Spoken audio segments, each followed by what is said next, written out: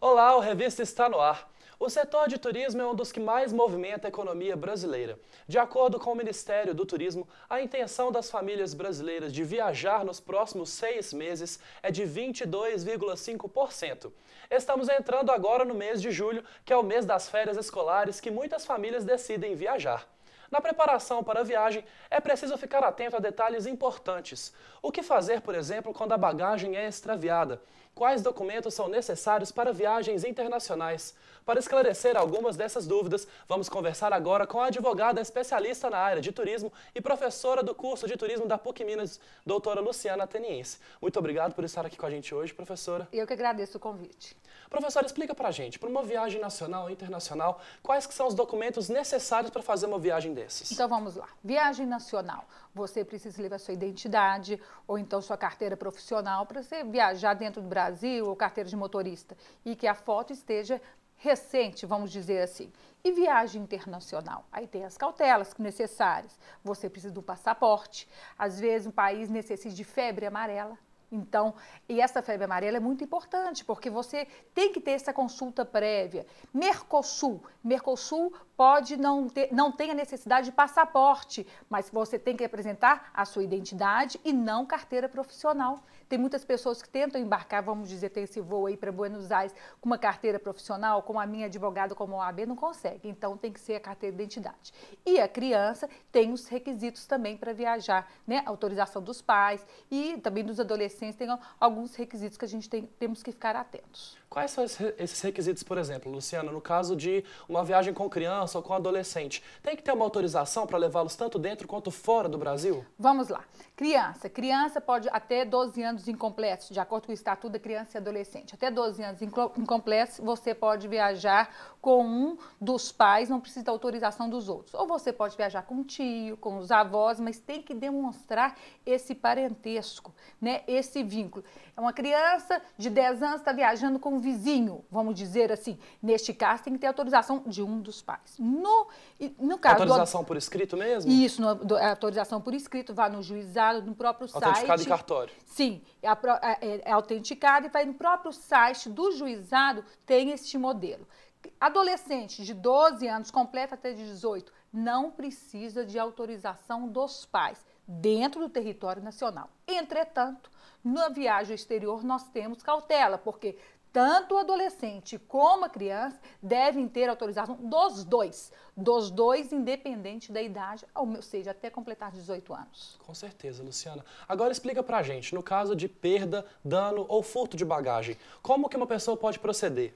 Tanto dentro quanto fora do Brasil. Tá bom, nós temos que formalizar. Para formalizar, nós temos que começar no momento em que você está fechando a sua bagagem. Identifique o seu endereço, o seu nome, dentro e fora da bagagem. Coloque alguma fita para diferenciá-la, porque muitas vezes nós temos bagagens pretas, né? Malas pretas, então pra gente... Muito comum, né? Muito comum. Na hora, chegue com antecedência, verifique se a pessoa que recebeu a sua mala está etiquetando para o destino correto. Se você chegou num destino, seja no exterior ou aqui no Brasil, e sua mala não foi encontrada, a primeira coisa é buscar a companhia aérea. Você vai preencher um documento específico, chama RIB, Registro de Irregularidade de Bagagem. Isso é imprescindível para você se documentar. Algumas vezes as companhias retêm esse ticket da bagagem.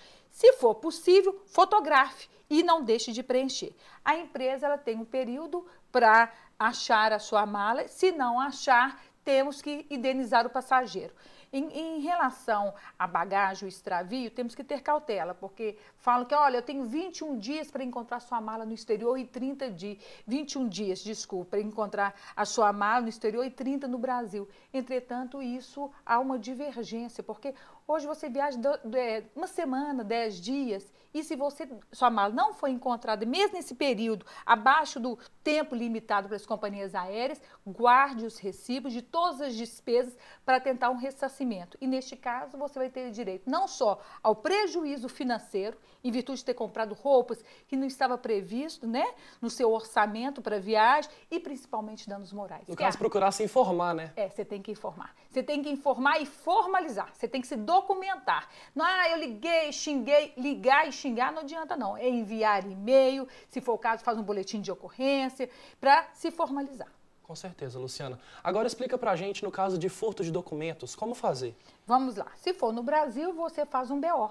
Você faz, né, um boletim de ocorrência para ter esse documento que nós estamos falando para registrar. No exterior também, faça um BO e procure a Embaixada do Consulado do Brasil. Uma dica, se você está viajando para o exterior, leve o número, o telefone da embaixada ou do consulado. Outra coisa, anote o número do seu cartão de crédito, porque às vezes estava dentro do cartão, você estava o seu cartão de crédito dentro da carteira e você nem sabe qual que é o número do cartão. Então essas pequenas diligências podem te ajudar. E fazer diferença, né? Faz a diferença, né? Porque viagem, todo mundo quer viajar, mas infelizmente podemos contar aí com algum imprevisto. Com certeza. Agora explica pra gente, Luciana, no caso de um voo que atrasou ou foi cancelado, como proceder? Quais são os direitos de alguém que que comprou esse voo, né? Vamos lá, vamos pensar no Brasil. Nós temos uma resolução 141 da ANAC que fala o seguinte: em caso de atraso, cancelamento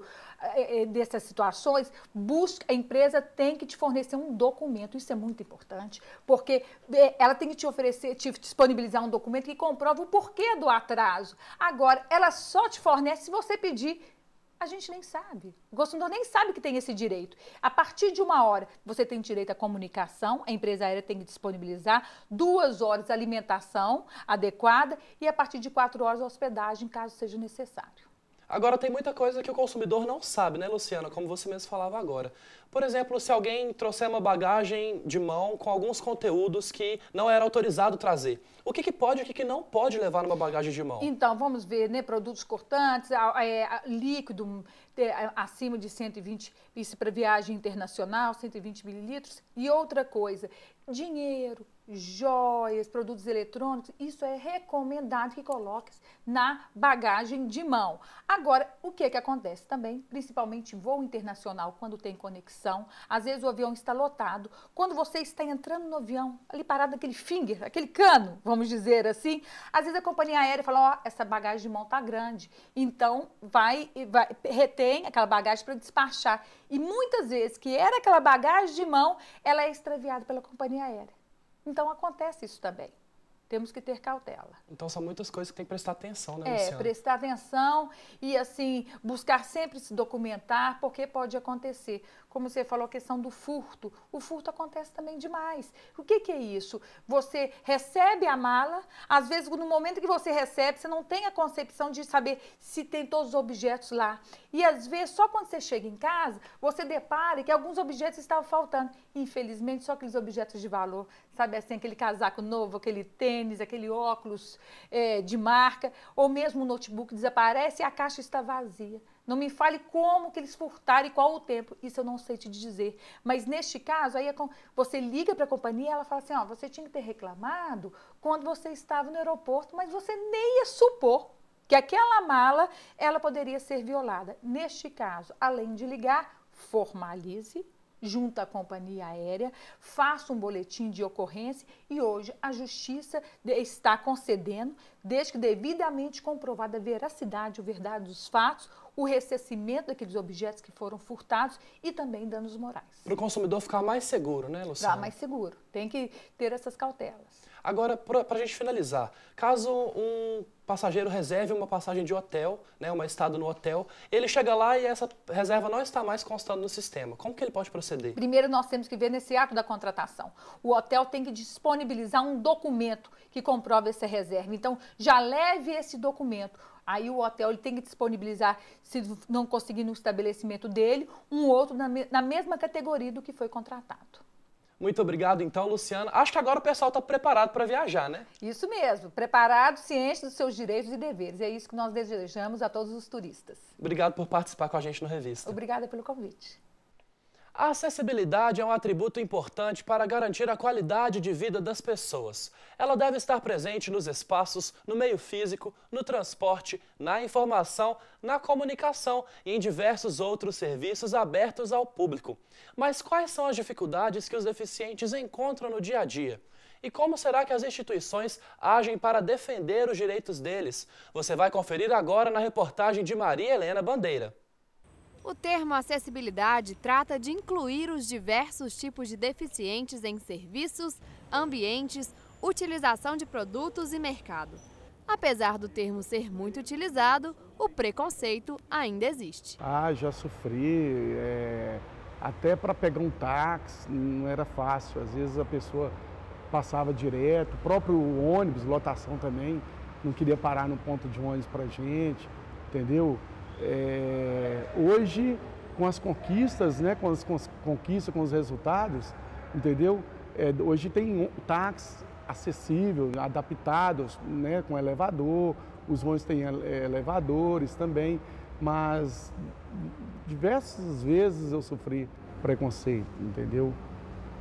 Em vários lugares. Uma vez aconteceu, eu estava indo para a escola aqui na Francisco Salles e eu esbarrei num casal de namorado, né? Aí a moça foi e xingou. Não sei para que cego sai de casa. Se sai, devia sair acompanhado. E as histórias não param por aí. Às vezes, as perguntas são bem indiscretas. Quem que te arruma para você vir trabalhar? Quem penteia seu cabelo? Quem não sei? Eu falei, eu mesma. Eu mesma me arrumo. Alguns avanços, como ônibus com elevador, já foram conquistados. Porém, a acessibilidade em Belo Horizonte ainda precisa melhorar. O piso tátil tem a função de guiar o deficiente visual pelas calçadas. O problema é que, como se pode ver nessa rua, de repente ele acaba. E o deficiente fica apenas com as irregularidades encontradas no caminho. É rampa, é degrau, sabe? Orelhão, né? Esse telefone na parede, tem aquele degrau mais alto. Aquilo ali a gente tem que vir com muita atenção, porque senão a gente acaba caindo daquele degrau, né? E também, assim, cadeira, mesa do lado de fora de barzinho, de lanchonete, mangueira, né, exposta assim no chão, moto em cima da calçada. Andréia se tornou deficiente física aos 15 anos de idade, por causa de um acidente com arma de fogo. Hoje ela é presidente da Associação Mais Acessível e afirma que foi a própria deficiência que a incentivou na luta pela acessibilidade. Eu acho que a gente só conhece, só percebe a dificuldade quando a gente convive com ela, né? Seja a gente deficiente ou parente de algum deficiente ou alguém que tenha alguma limitação, a gente só começa a reivindicar ou acordar para as coisas mais difíceis quando a gente realmente convive com elas. Mesmo com todas as dificuldades encontradas, a luta continua. E nem mesmo o preconceito inibe a conquista dos direitos. Todos nós sofremos, né, por ser deficiente, por sermos negros, por sermos bonitos, por sermos feios, né, por sermos obesos, por sermos magros. Todos nós já sofremos algum tipo de preconceito. Mas isso nunca me inibiu de estar, ou de ir, ou de fazer alguma coisa que eu queira fazer. Nós vamos para um rápido intervalo. No próximo bloco, você vai conferir uma reportagem sobre as festas julinas, que seguem esquentando o inverno em Belo Horizonte. Não saia daí, até já!